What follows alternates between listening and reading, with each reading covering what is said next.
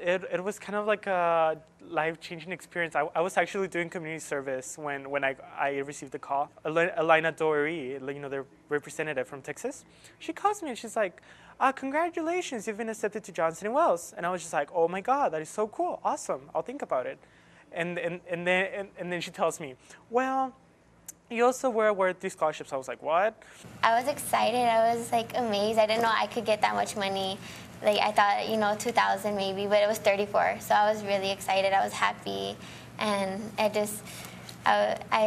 began feeling relieved about college. That there's a way to pay for it. You don't have to pay for it yourself. You were awarded the FCCLA, the Presidential, and the Culinary Essentials. When I saw the packet, I was so excited, but at the same time, I didn't want to open it. So I don't know. I just hold on to it for a while, and then I just it was either I get it or I don't. So I just put my hands in God and everything. So. And I got it. So I was very happy. I didn't tell my parents for a while until I put it in my mindset that I got it. So found out online. Most of these schools now will let you know online, which is scary because you kind of get it all at once. But I couldn't believe it. I was really surprised at first. I thought that I had a chance, but there's so many people with a chance applying to those schools, and when you're only accepting 6, 7, or 8%, of the applicants, your chance is really small. And so it was exciting, and at first I really couldn't believe that it had happened. Were you at home alone? No, I was actually with my dad at the time. He was right there when I found out, and so it was exciting to be there, and then to let everybody know it started to hit me, slowly over the next couple of days. So it was exciting, definitely. So I was excited when I got admitted, but even more thrilled when I got the scholarship. I mean, I was, at the time, I was looking at my email almost every day. So I would get an email, and if it was the title's usually your admissions decision or something like that. So when I was accepted into Stanford, I was in the kitchen, the table, and I clicked on it and I read it first, and then I called my family.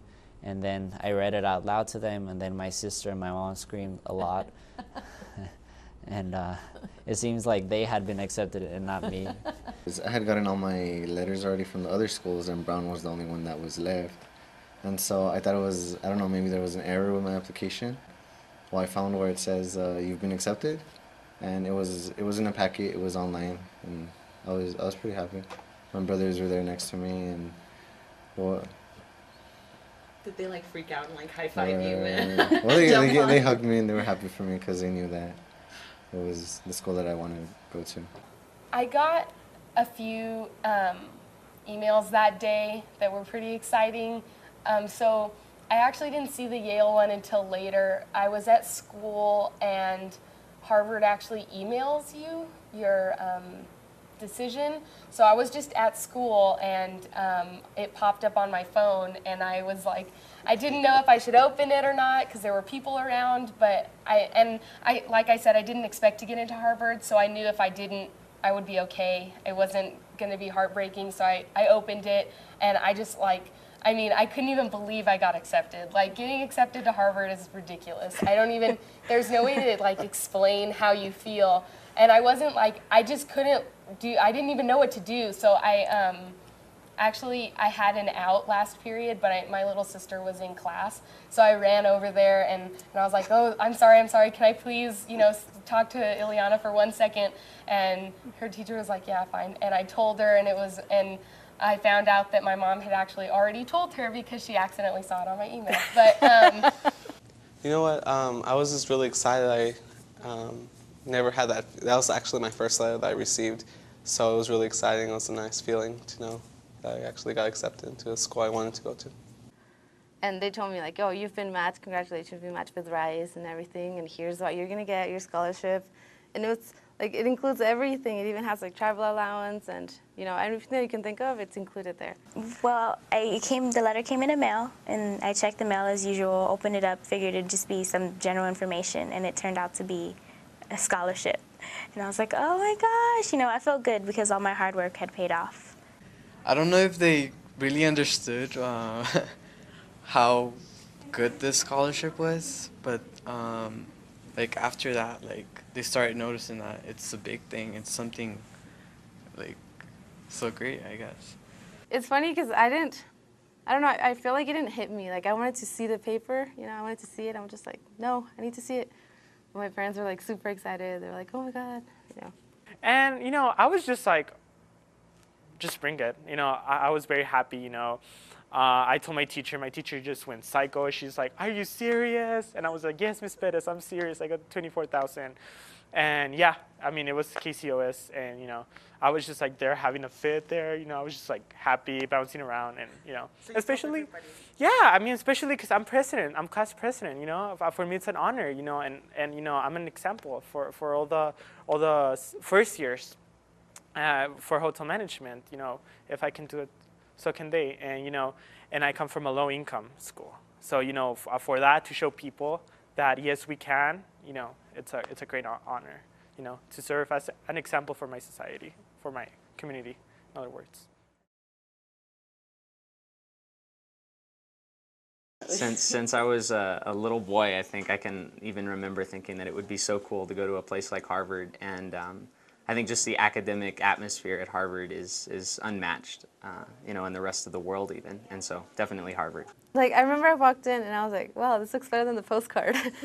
2 months later, pretty much it came back, and just, told me, hey, you were accepted and you have scholarship money. Actually, I've never had a dream school. I never really looked at any universities. I just knew that I always wanted to advance my education. I know that college was always an idea that I was gonna go for, that I was gonna accomplish. But I never thought about a dream school for me or a perfect university for me. I had a lot of schools in mind, but Rice was definitely a top there. For my mom, that was a top one because she didn't want me going too far. So she was like, well, Rice, still the same state, and it's a good school. My top choices were Rice and Stanford.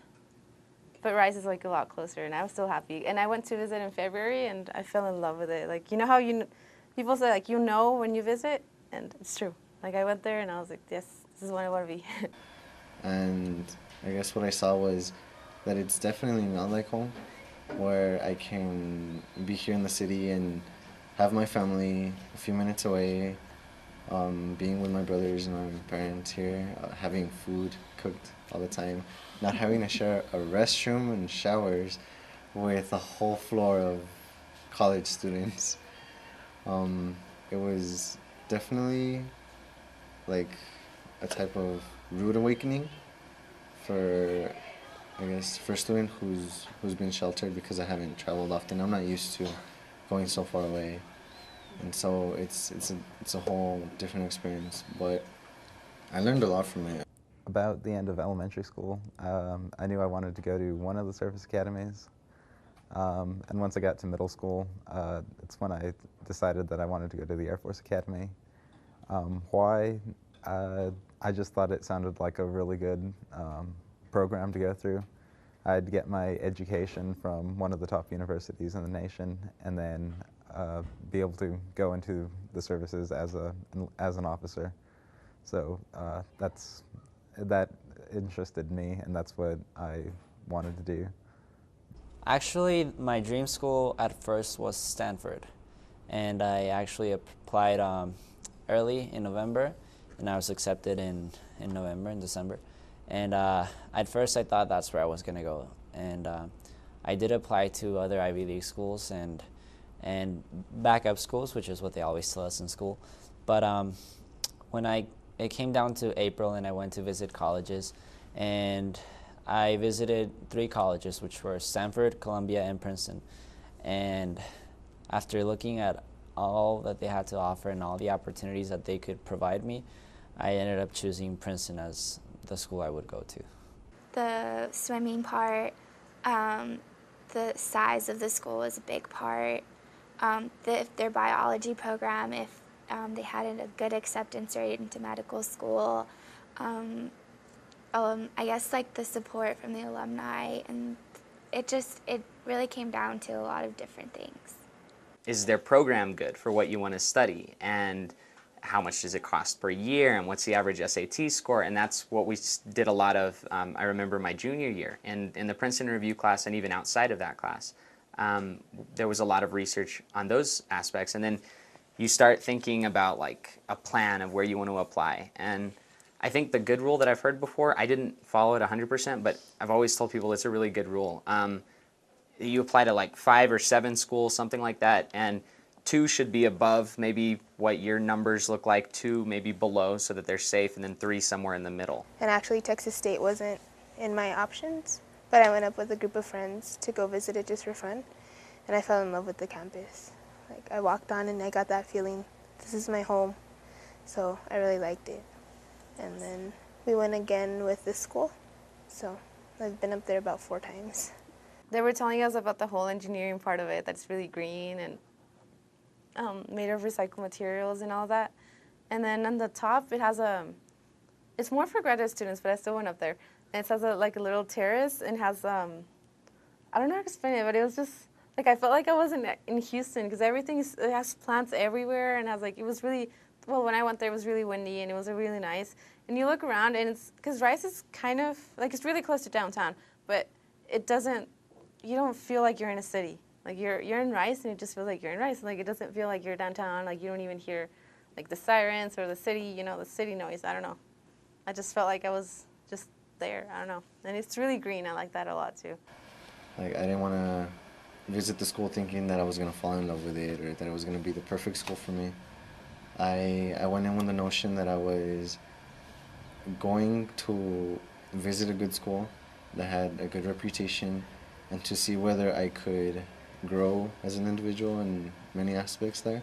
To be perfectly honest, I didn't know much about these schools until recently. I mean, I sort of knew, what Harvard was, what Yale was, but I never thought it was possible for me to get into them. That wasn't really my goal.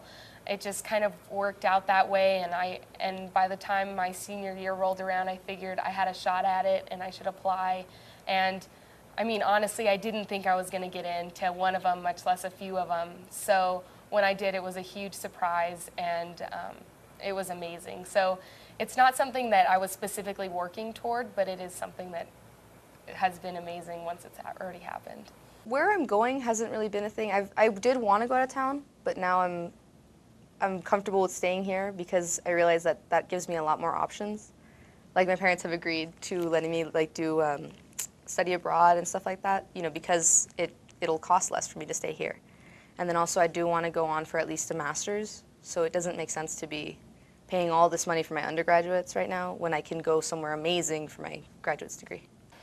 And so junior year when I had that Princeton Review class with my Princeton Review teacher, she would tell us to surf and just search for schools, and I couldn't find any that I thought, oh, I'll like this or I like that, because I didn't know what I really wanted. So it was kind of a hectic process for me. And I know like students that were saying, oh, I know I want to do this, and they laid out their entire future on the spot, and I couldn't do that because I didn't know what I wanted to do. Definitely research early. I would always recommend research early. Get a feeling for what you want to do, and college kind of comes secondary, I think. In terms of, some of my friends knew, okay, medicine. Where's medicine, going to be studied in a really cool way? Or where is government going to be studied in a really cool way? And that's kind of how it helped me to pick the schools that I applied to. We kind of went through every school. First, swimming, of course. We went through every school, looked at how I would achieve to be the best swimmer I could be in that conference or that school. And so we looked at that first. And then we kind of looked at the private colleges, the success rates, the rates to get into medical school and stuff like that. And that's kind of where it started to narrow down the list. I did more searching, and I found out that I fit into the type of atmosphere that Brown provides, or Brown offers. And I mean, I figure there's many schools that are very good. So for me, it really wasn't a matter of picking a dream school or anything. It was just a matter of getting to receive better opportunities. I wanted to be able to go to a college that felt like smaller, so I'd have that one-on-one person, like, I'd have that one-on-one, like, feeling with the teachers and the students and everybody there. And I also wanted to make sure they had a really, really good education, and it was a competitive school at the same time. So that was my biggest thing, was a community, homey feeling at the college campus, and the education, of course, is number one. I don't think I even had college in mind as a freshman, honestly. I have a sister that's 2 years older than me, and she goes to University of Denver. And so I saw the college process when she went through it. So I started getting ideas about it when I was a sophomore, probably. And I started seeing, where I wanted to apply and what kind of things I was interested in. And actually, that was one of the first times that I really took Yale into consideration and looked at it and kind of looked into it. Knowing that there's students in college, students that go to college want to go to college, they're not there because they have to be. And so I like that atmosphere of everyone wanting to pursue a higher education for most people. I mean, I know everyone has a dream school and stuff like that, but sometimes, those big schools or those Ivy League schools, they're great and stuff, but sometimes it's not really what you need. Like, sometimes you need a smaller community or someone more private where you have a little bit more one-on-one with a professor, or the campus, the social aspect of it. There's a smaller number of people, so you get to know a lot of people at the same time. So I feel like, your dream school, yes, you have it, and it'd be great if you could go, but really look at what you want and how you're gonna feel when you get there.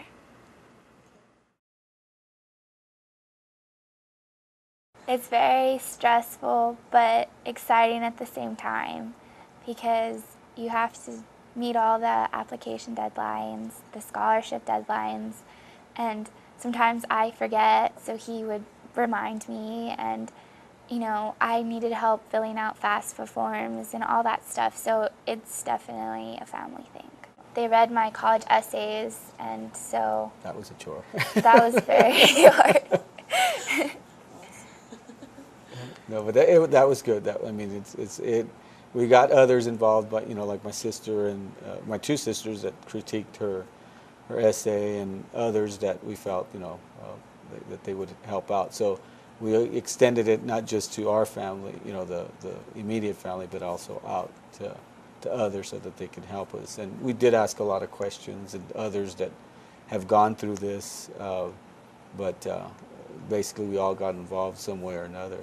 Well, it was a long process of preparation, and I think that I was really afraid walking in. I guess most students would be, though.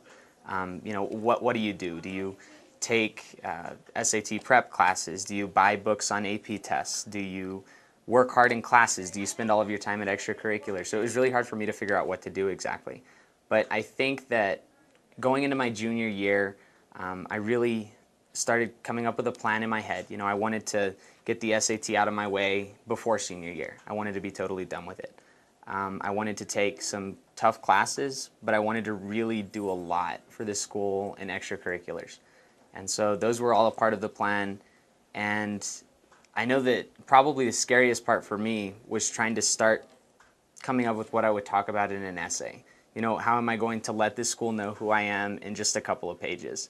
And so coming up with that essay was probably the toughest part. But I took the Princeton Review class this first semester of my junior year, and it really improved my SAT score and helped out a lot, and kept focused in AP classes, I guess, extracurriculars, like so many of my friends did. I mean, I think we are all kind of going down the same path. And in the end, I guess the plan just kind of worked out. So it was a combination of a lot of things. I couldn't point to just one thing. I started my extracurricular activities in about the end of freshman year to beginning of sophomore year, because freshman year I focused on my AP classes and getting used to those. But sophomore year I did yearbook, I did journalism, I did Big Brothers Big Sisters as a mentor. So that was really, really fundamental to my growth and understanding the importance of my education and helping out others. And my junior year, I did the STEP team. I was taking all AP classes. I did track, I did student council, I was like involved in the community doing volunteer work and just getting myself out there. My biggest thing was helping in the community. And my senior year now, I am, of course, top 10. I did student council, I'm officer for the senior class, I'm in NHS, I am pretty much everything that I can do, I'm in it. So it was also helpful, and it kept my time management skills on track.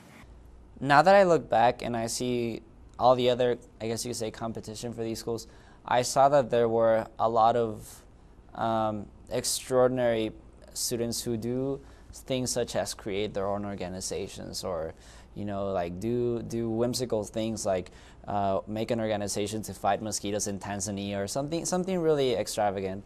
But what I did, I just really focused on the things that I had in front of me, which were school, swimming, and I also, I guess you could say, ornamented it with a couple of extracurricular activities, such as the National Hispanic Institute, which is actually a very dear passion of mine. I started applying, I think, in October. We were giving a list of stuff that we had to do here at Austin High School. So we had like a preparatory class, I think, once a month. So they just gave us the guidelines, and I just started getting on the ball and just doing all the work that I could to accomplish it, because they gave us like what we needed. So I started asking for recommendation letters from the teachers, and I started getting my transcripts ready and all that stuff. To prepare myself, I wanted to get as involved as I could around the school. I joined plenty of organizations. I did sports, was in band, took leadership roles within different activities I did, and then tried my best to excel academically. For the Gates Millennium, you need a lot of activities, volunteering, and you have to have good grades. And I'm about that range. I have done a lot in IB, the IB program in El Dorado, and also NHS. So I have a lot of volunteering activities in school, like the academic decathlon, and I don't know. I was able to express myself very well in the essays that it was required for the Gates Millennium. I would say I did take the Princeton review class, just to make sure that I would get, I guess, would improve my skills on the SAT, and I never really invested much time in searching for schools. The step that I took this year was I'm actually taking a philosophy internship as part of the Cosmos Academy that I'm in Socorro, and that's been a great experience, because that's what I want to major in now that I'm going into college. And I would say just make sure that I'm on top of like all my grades, and making sure that I'm doing the necessary things to accomplish getting to college. There were a lot of things. Like, first of all, senior year, procrastinating. Like, senioritis, it's not a joke. It's not a joke. Seriously, it's like so hard to get things done. And then junior year was when I had no time at all. I had to, like, I don't know, my planner was my best friend. Like, if I didn't write it down, I would forget, because there's so many things to do that you have to really like set yourself like guidelines. Like, you have to finish this by this time, and have deadlines for everything. And so I actually have a file at home that's got, I think, 3 different letters of recommendation. No, I've got 5 different letters of recommendation. One from my counselor, 2 different types from my counselor, 1 from our principal at the school, and one each from 2 of my teachers. That, I've got unofficial copies of my transcript, I've got my resume, I've got a couple of copies of that, so I've got it all laid out, and like, it's right there, I have no excuses, I have to do this. Okay, we have a huge binder. It's like 2 inches thick. It's like, I don't know, maybe more. It's huge. And there's just dividers for every school we applied to.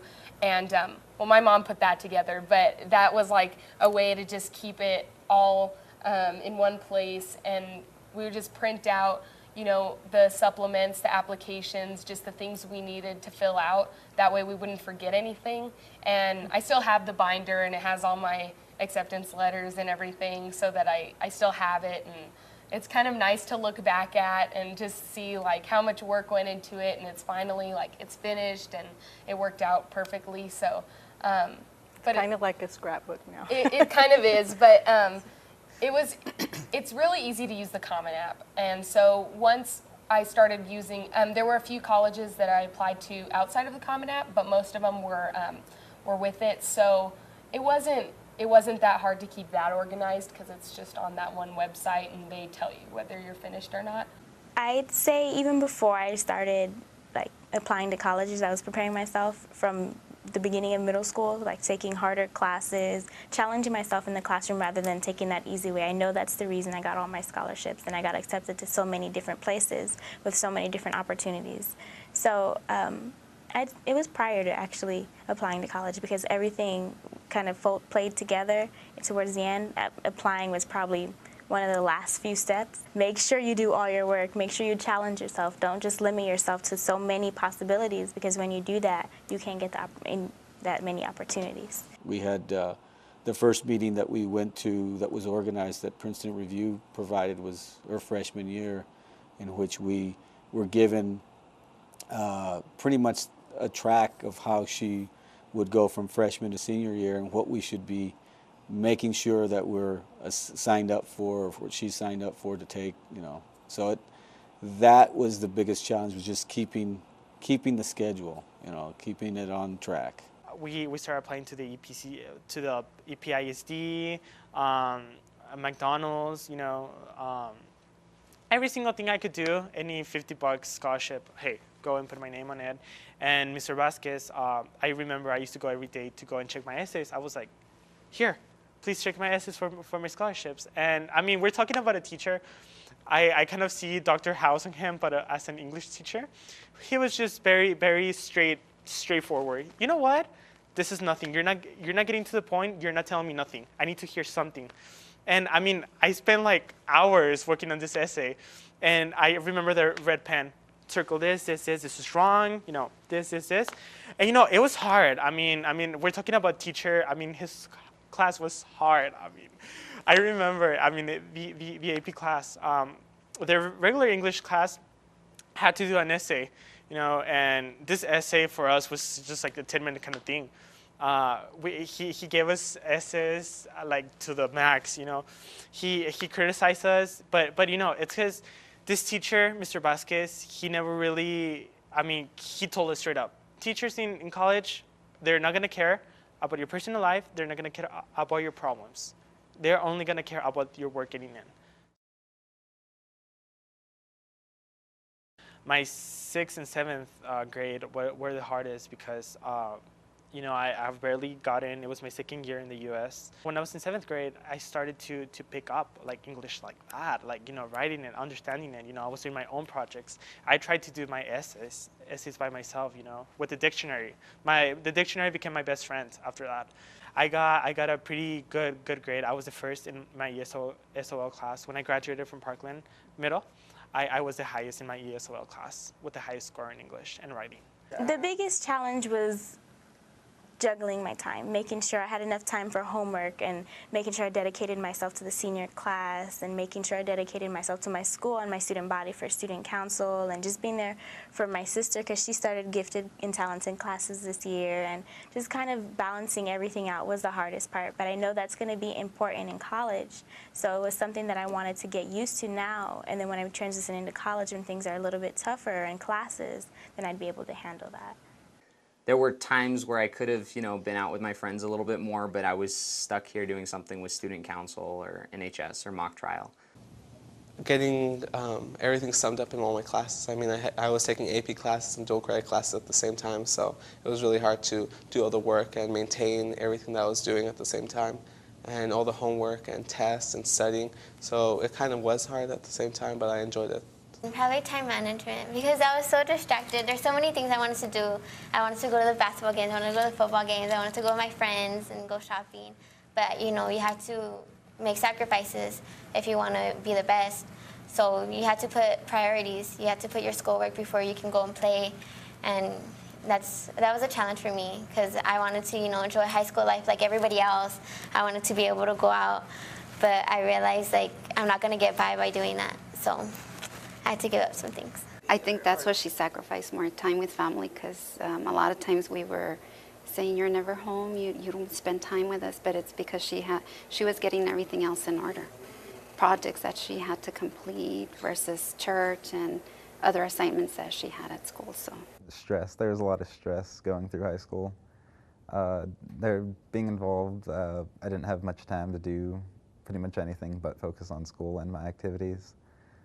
I had to sacrifice a lot of fun to get my work done, but in the long run, I think it's worth it. That was my goal. I knew what I needed to do to reach my goals, so I applied myself and sacrificed for now so I can enjoy everything later. That's the biggest sacrifice to senior year, is that, like, school time, I committed all of my time to school. I really did. I was in class all day, and then I would have extracurriculars late into the night, and I would do homework, and I just committed myself to school. But when we got the fall break or the Thanksgiving break or the Christmas break, I had to sacrifice time that normally I would have spent, on the couch watching TV or with my friends. Now it was, I actually have to do some applications on this break. And Mom and Dad were there, of course, during the breaks. And so I really think that seniors should take advantage of any free time they have when you're not in school, and just a few hours every day work on some applications, and things work out. I actually had to miss, was it the first game this year?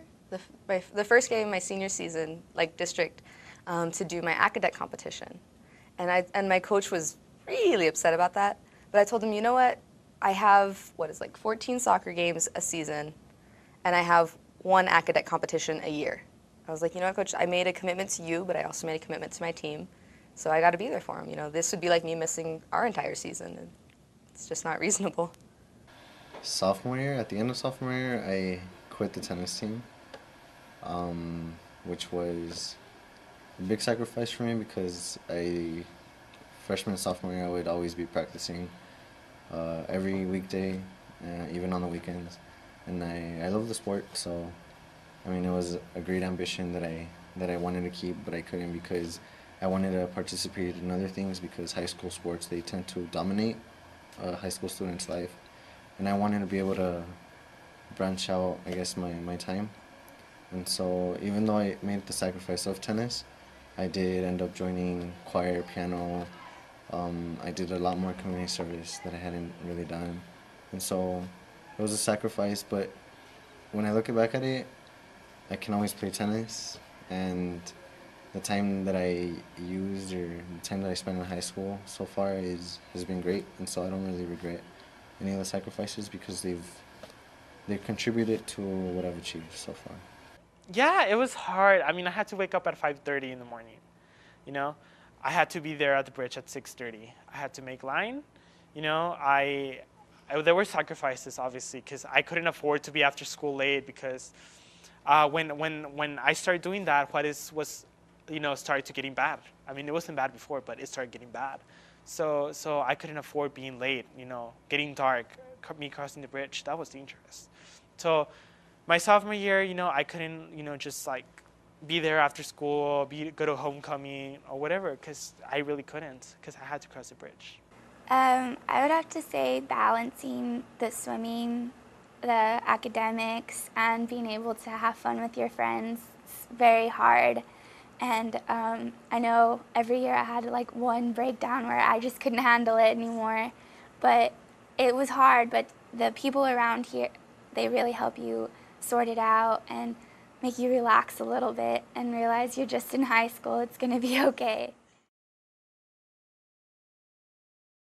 I say college readiness begins at birth, because it's the conversations that we have as parents with our child that help to shape their goals and their expectations when they're old enough to start developing those goals and expectations for themselves. If they have the resources, we would say is go visit the colleges. But of course, don't wait till the very last year. Do it with anticipation, because of course, that's what's gonna probably be the difference when you go visit the campuses and see the atmosphere. If you can, and it's within your state, go and visit the campuses and see what they have to offer. Getting all the official stuff, for things that counselors have to sign and everything, you have to go probably 2 weeks earlier, because I would have to go every single day and I would never find my counselor. She's like, she's in a meeting, she's this, she's that, she's unavailable. So if you do it like the last day, like you're gonna be mad because you think it's not gonna be done in time, and then your counselor is gonna be mad because they're like, why didn't you do this earlier? You know, register stuff and all that, yeah, you should do it early. Throughout the process, don't get discouraged. If you get rejected from a few places, it's just part of the process. And it's hard and it hurts, and I went through it and my friends went through it. So when you're applying to schools, know that it can't be perfect. Or, I mean, if it is, that's awesome too. If you get into every single school, that's perfect. But if you don't, it's not you. The university was looking for something else, or you know, you don't know. And that admissions officer read 600 applications and yours was on a day where their dog died. I mean, you can't put that much pressure on yourself. So it's really important for kids to know that nobody's out to get them. The admissions officers aren't sitting there going, oh, I'm gonna ruin this kid's life today. I mean, they just want to build the perfect class for their school, and the school that picks you is the school that deserves you. Yeah, and I think that we really started researching. I can remember looking at schools seriously online as 7th, 8th grader, I guess. I know in middle school we did college research. Maybe for class we would research a specific college. And the process got a lot different though, because it was no longer just what's a school mascot and, you know, is their football team any good? It became, is their program good for what you want to study? And how much does it cost per year? And what's the average SAT score? And that's what we did a lot of, I remember my junior year. And in the Princeton Review class and even outside of that class, there was a lot of research on those aspects. And then you start thinking about like a plan of where you want to apply. I would say just apply. I mean, you don't know who are you competing with. You might have a pretty good advantage to getting the scholarship. I really don't think that anybody is ever 100% ready. That's something that I didn't know walking in. I thought that there were students that were like ready to apply to places like Harvard, and you know, you had been nurtured to be ready and whatnot. I think that everybody walks into the process in the same way, and as long as there's trust, you know, between the parent and the student, and I think that readiness just kind of fixes itself. I would say to get involved. I mean, a lot of parents, and I sometimes don't have the time, but I really feel they've got to make the time because it's an overwhelming process that, you know, even I, you know, that's college educated, it was difficult because I didn't go through a lot of that scholarship wise and all that, so it was a lot to learn and to get involved with, and you know, try to keep them on task, and that way they learn from this experience. But that's the biggest advice is to stay involved, and don't think that people are going to be looking for your child, because it's like a needle in a haystack. You've got to, I guess, sell yourself and what you know, your characteristics, your what you excel in, and you have to really show that, and not wait for them to come and see you. So, but just get involved. But I will acknowledge it's a very difficult process. Filling out applications, I thought it was very simple. When I went to school, I went on the Pell Grant, and it was, you know, one time a year you do that. But I think as parents, we downplay how difficult it is to file everything on time, you know, do the whole process. My hat's off to these kids who get these scholarships, because it's a lot of work. It is a lot of work. And as a parent, that would be my one recommendation, is maybe look into it. You know, don't just stand back, because you'll see how difficult it is, and maybe give your kids more kudos for what they do. I didn't really expect to get the scholarship, and it wasn't really in my mind. I just kept on applying to other scholarships, I mean, if I get an opportunity, I mean, there's the opportunity. It was very stressful. We had a lot of arguments about applying and time. Like, I had swimming in school, so sometimes I wouldn't get to writing my scholarship essay or something, and they'd be on me, and I'd be like, I don't have time. But it's stressful. It's really stressful. But once you start seeing the acceptance letters coming in and the scholarship letters, you start getting excited and you realize, like, okay, that was really hard, but it's really nice because now you've accomplished what you wanted. I think the best advice I can give, and they will probably not follow, it's like start early and do everything before the deadline. Don't do it the day of the deadline. Do it like a month before. Because I was that kind of person doing it the night before, just like cramming everything in and just like going crazy, pulling my hair out because I'm like, I'm not going to finish this in time. Like, no, I'm serious. Like, start early. And also, I feel like don't cross out any schools just because of how much they cost. Because it's not, I mean, it might seem like a lot, but also those schools that cost a lot are also the ones that give the best scholarships. So I just feel like if you like it, just give it a try. I mean, you're not going to lose anything by applying. So. When Zach started to show an interest in Ivy League schools was, everybody worries about how are we going to pay for it. And the best advice this person gave to me was, don't worry about how you pay for it. Worry about him getting in. Definitely just look at what the admissions process is like, because I had no idea what I was going into. So I didn't know I had to write 5 essays. I didn't know I had to write supplements for the applications. So I would probably just do everything earlier, make sure that I'm aware of the whole situation. And I think applying to more schools is definitely always better because you can have more options as a student, and I think that's better. Make sure you know what your goals are, and don't put goals out there that is too far-fetched, because then you get disappointed because it's taking so long to complete those goals. You set some little short-term goals, and then once you get that accomplished, then it makes you feel good about yourself, and then you move on to your long-term goals. You know that you're taking a step forward every time to finish that goal. So the goals is one of the main things that I pushed with them. Once you say, I need to get a job, and you see how hard a job is, you're like, oh, hell no. I'm going to college. I'm sorry, but I wanna be over there at the desk, just sitting and, doing paperwork. That's better than, just busting your butt, running, having deadlines and stuff like that, It's like once you realize, it made me realize that McDonald's, stuff like that. I mean, I'm not trashing McDonald's. It's a great job, but, it's pretty stressing. It's pretty hard. So why be an employee? Be the manager. Be the freaking owner. Own it, Why work for someone when you can work for yourself? I'm really interested in studying political science.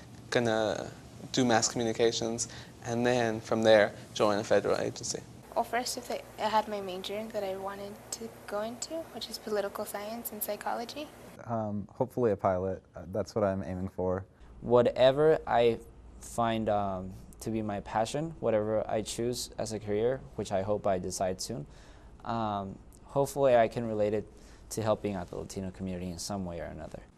My idea is engineering, but I'm open to anything. Like I know that once I get there and I take some classes, like if they interest me and they're not engineering related, I'm still going to take them because I say that it's engineering, but it might be medicine or it might be something else. Just like I want to get there and see what I like. I think as of now, I'm going to study biology. I either want to be a pediatrician or I want to get into some sort of law, to protect children's rights or something along those lines. Like I said, I love kids. That's probably my biggest passion. They're just amazing, and there's nothing like a little kid, and they just brighten your day. And that's what I want to do when I get older. I want to work with kids, whether it be in the medical field or protecting their rights in law. That's what I want to be doing. I've always been involved in math and science competitions, and so I thought, I guess since childhood it was either going to be a doctor, an engineer, a lawyer, something typical. And so I'm planning on going into philosophy, which is something out of the normal, out of the ordinary. And I don't think they ever foresaw that. and I don't think I ever did either. But that's what I guess what I plan to be now, philosopher. It's one of those things, you know, the saying, shoot for the moon, even if you fail, you'll land in the stars. And so it's like, you know what, shoot as high as you can, and even if you don't quite get there, you'll still be doing pretty well for yourself, you know? So, and that was what we were saying, like right now, you know, it's like I'm not valedictorian, I'm not this and that, but I'm still doing really well, and I'm still really happy where I am, so. I'm going to feel like I'm gliding through that walkway. It's going to be so, you're just going into a new chapter, and that's what I feel what I'm doing throughout that process. You're closing one chapter and you're opening the other chapter as you walk through those people and the awards. I tell people that I'm excited to go to college, but I'm nervous about graduating from high school, if that makes sense. I wish that it could all kind of happen together. But you make a lot of connections in high school, and you do a lot of things that you're proud of, and it's tough to walk away and kind of be the plankton in another school all over again. Right. But I'm excited. I'm really excited, and I feel like it's time. At some point, you just know that you're ready, and I feel ready. My dream is to one day make it to the Olympics. And at the end of the season, when you go to that meet that you are prepared for, and if you swim a best time, I guess that feeling is worth having put all that hard work throughout all the season. Because at the time, it seems like it's not worth it. It's too hard. It's while other people are sleeping or while other people are having fun, you're in the water for 2 to 3 hours, and it's not playtime in the water. It's very hard. So you really have to question why you're doing it, and my answer is always because my dream is bigger than the obstacles that the sport puts in front of me. After I got the finalist letter, I got an email asking me, in one word, tell us what do you think about the scholarship. And I think that word is vision, because it's a big scholarship. It's a vision that you see completed. I mean, you look at your future and you see something there. You see a career very well established. You see an opportunity that you could accomplish. All around El Paso, there's people who you know just are always be like, hey, my job sucks, man. Go to college. I mean, you don't want to be working under the freaking sun all the time. You know, you don't want to be working on the harsh winter. Well, I have mixed feelings. I think I'm ready. I mean, I didn't lie to myself telling me that it's gonna be easy. I know that it's gonna be difficult in a lot of ways. I'm gonna definitely learn and grow a lot, change, and so I know I'm expecting it to be more or less what it should be. And so, but I'm excited though for the whole going to college and then reading a lot, staying up, studying, going to libraries. And I kind of, honestly, it's cheesy, but I do want to make a difference. I don't want to leave here and go to Yale and not do anything important. But it's always just kind of been like that for me. I join a club or something. I don't want to be a member. I want to be, you know, in the center of it, making plans, doing the most work. I have no problem with that. Con mucha satisfacción porque creo que hasta ahorita todavía le falta mucho camino por recorrer, pero hasta ahorita sus logros han sido grandes. Y me siento orgullosa de él, orgullosa. Y me siento tranquila a la vez porque confío en él. Sé que es un jovencito muy maduro y sé que él tiene los pies bien puestos sobre la tierra. Since I was little, like my parents always told me, like, you know, don't limit yourself. Like, you can do whatever you want to do. And like when I got here and I realized, like, I don't think people realize how many things you can do. Like, how many things are available to you without like any cost to you. If it was like time or money or anything, like you can really do a lot of things. And in a way, yeah, I am kind of like the American dream. Like I feel like you can do anything with hard work. Yeah. Mi esposo y yo somos médicos en México. y mi idea fue venirme para acá con ellos para buscar una mejor educación, mejores oportunidades. Entonces yo, digamos, dejé en pausa mi carrera para entrar aquí a la universidad y tratar de ver cómo era el ambiente educativo de ellos, para poderles ayudar. Y vimos que lo que ellos estaban haciendo realmente, dedicándose todo el tiempo y todo el esfuerzo del mundo a lo que nada más a sus deberes, era una forma auténtica de llegar a donde ellos quisieran, ¿no? Tener una pasión, una meta, una escuela de sus sueños o varias, y dedicarse todos los días desde que se levantan hasta que se acuestan a lo que tienen que hacer nada más, sin estar inventando otra cosa para poderse ver bien en el currículum. Digamos que eso fue lo que investigamos, que son las oportunidades, ¿no? Es el sueño americano, lograrlo, pero trabajando desde que amanece hasta que anochece.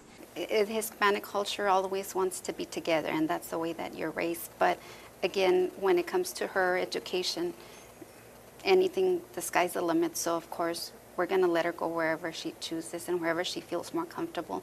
And we can't hold her back. She's only loaned. So of course, she's got to go and grow up and make her own life. So any decision that she makes, we'll support. I'm looking forward to see what he's going to do in the future. That was one of my mom's dreams. She always said, I want to be alive. I want to see what Jacob is going to do. Now, she's not here. She didn't make it, but the whole family. I don't know why Jacob, but everybody's so excited about what Jacob is going to do. And everybody's always asking, what is Jacob going to do? And what is Jacob going to do? And we're just looking forward to that. Yeah. To a new, I guess, stage in his life. And we're excited. We're looking forward. A little bit scared here and there, but more than anything, excited. My wife, her dream was to become a journalist, and she knew she also wanted to be a mom.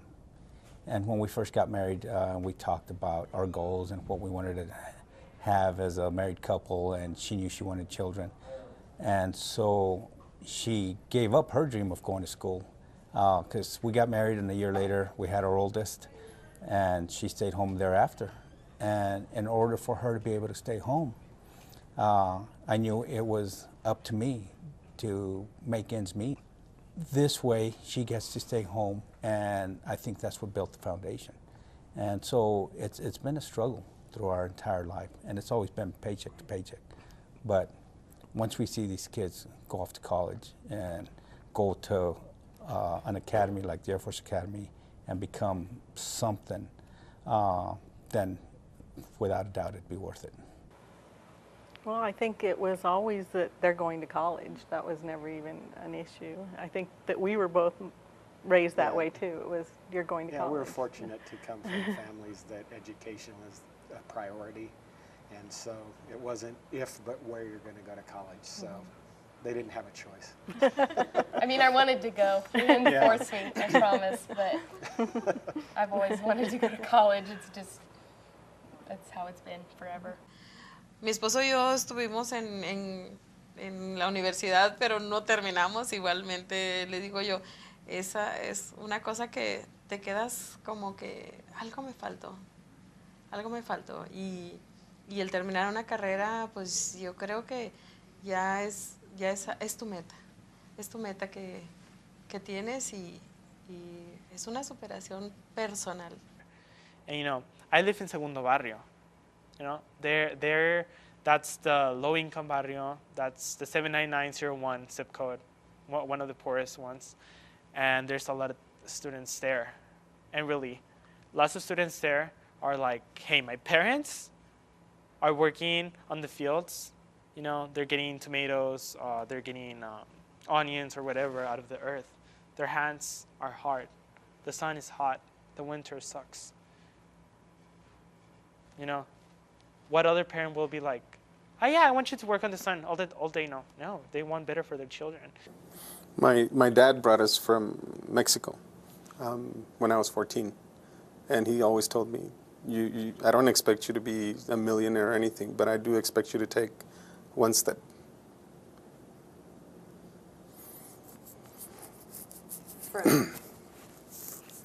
and she's taking that step.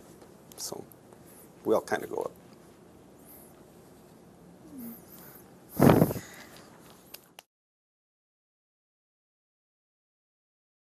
You know, it's exciting. I have to tell you, it's extremely exciting to know that he's going on to bigger and better things. But it's also, you know, very sad to know that, you know, this is his last couple months at home, and that fear, will he ever come back, is always there. You know, I think of myself when I left for college, really, it's different. You know, you come back to visit, but it's not part of your life, I mean, your regular routine anymore. It's part of your life, but it's not day in and day out. And just, you know, in the last couple of weeks with him visiting different schools and being gone for different extracurricular events, it's so quiet around the house. So quiet and clean. Sorry. Yeah, that's the most important thing is communication. You have to be open and, you know, let them know how you're feeling too. You know, well, you know, like she already knows I want her to stay here. You know, I said, so that's, you know, she knows that part, but she's, you know, she wants to go and she wants to spread her wings and fly. So I can't stop her, you know, but just, you know, she'll do well. Yeah. Whether she stays here or she goes. You know, we know the way she is. You know, she's pretty smart at what she does. And she was made to be a lawyer. Very argumentative. Yeah, very argumentative. It's hard to say that we're the parents and we get our way. Definitely, just because she's going off to college doesn't mean we're just going to say, okay, goodbye. Now you're going to be on your own and close the door. No, we are going to constantly be communicating with each other and whatever she might need again. We actually kidded with her and told her we're going to sell our home and buy an RV and go park in nearby, maybe in a Walmart. And she's like, no, please don't do that, parents. It's going to be hard, but that's part of college. I'm a homey girl, you know. It's like I like being home. But I don't know, we have Skype and Facebook and the phone. Exactly. So, and then I'm more like, I'm not the first one doing it in my family. I mean, if my sister can do it, I can do it too. And she'll be close. I mean, she's in San Antonio and I'll be in Houston. You know, a friend asked me, are you going to be sad when they accept him into the military and he leaves? And I remember telling that friend, I will cry if he doesn't reach his goal. I think that him wanting to be a pilot, it was destined for him. There really is no reason where this desire to serve his country came from or to be a pilot. And other than, I just think it's his calling. And so I told her I would be very sad. I think I would cry more if he didn't get in than if he did. And so it's with my whole heart that I support him. And saying bye, he leaves June 22nd. It'll be hard, but it'll be a very proud moment because that means he'll have achieved his dream. And how many people get to really live their dream? I didn't do as good as they are doing, okay? But it just feels so satisfying to know that your kids, your children, are just going in the right way. No somos, o sea, familia que tiene dinero, entonces decimos, pues todo lo que se pueda ayudar, todo lo que, o sea, tenemos un gobierno que da dinero para la educación y todo eso, y los hijos de nosotros, ¿verdad? Todos los que puedan aprovechar para salir adelante y tener una carrera en este país, pues hay que aprovecharlo. Y si él dice, voy a hacer esto, voy a hacer otro, usted hágalo, mijo. Y sí, es bien persistente él. Y él hace las cosas. Pues muy triste por eso, porque pues imagínense, mi vida realmente está alrededor de ellos. Pero me da mucho gusto porque pues, yo fui a ver con él la universidad, es un lugar de sueño, así de ensueño realmente. Es el lugar perfecto para que él esté bien. Pero sí, yo sé que él va a poder y nosotros vamos a estarlo esperando aquí con todo el amor. Los 4 años que va a estar allá igual la van a pasar allá o aquí. Va a venir con una carga muy importante, con un programa que le va a retribuir a él mucho de lo que el esfuerzo que él le pone. Y yo creo que eso, estoy segura que es para bien de todos. Right now, I say that I'm okay, but I'm sure that 1 week into it, I'm going to be missing my mom. How she cooks every day for me, or just the things that I take for granted that I'm going to have to do by myself. And I hope I don't get homesick, because I don't want to be like crying while I have this experience, but I will definitely miss, especially my mom. You can't rely on your child to do it by themselves. They need your help, whether you provide them the space and the time to actually prepare their documents or their applications and their essays, or just supporting them and being there to read them and to encourage them and to give them feedback when they ask for it. And really, you just, as a parent, you cannot let your child do it alone. They need the support. The Princeton Review class, I believe, was instrumental in her getting excited.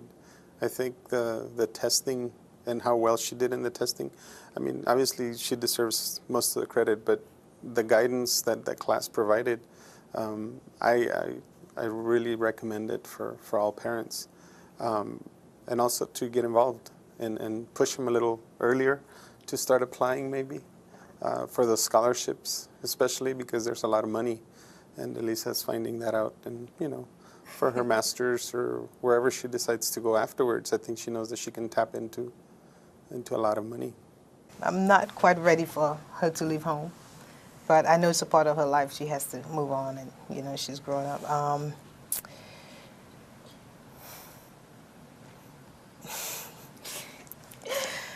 Yeah. Okay. So, yeah, we'll tell you one day at a time, one step at a time. So again, we'll keep that communication window open. And whenever we can, make visits, make trips. See each other. But, yeah.